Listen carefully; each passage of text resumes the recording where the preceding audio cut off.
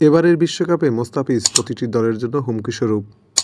যুক্তরাষ্ট্রের মাঠে মোস্তাফিজ কতটা ভয়ঙ্কর তা সে যুক্তরাষ্ট্রের বিপক্ষেই প্রমাণ করেছে।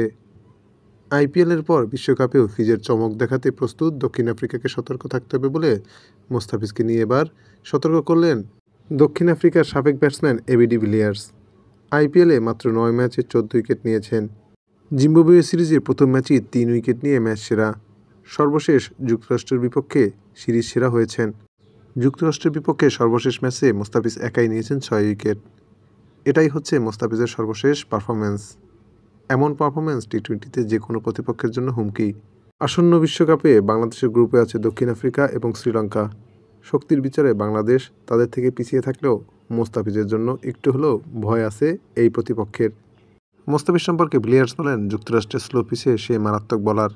নিজের দেশে পিচে সে যেমন সাহায্য পায় ঠিক তেমনই সাহায্য পাবে। বিশ্বকাপে দক্ষিণ আফ্রিকাকে মোস্তাফিজকে নিয়ে সতর্ক থাকতে হবে। তাকে অবহেলা করলেই বিপদের সম্মুখীন হতে হবে। যে বোলার আইপিএল এত ভালো করেছে সেই বোলার যে কোনো ব্যাটসম্যানের জন্যই হুমকি। এবি ডিভিলিয়ার্সের সাথে আপনি কি একমত তা কমেন্টে জানিয়ে দিবেন।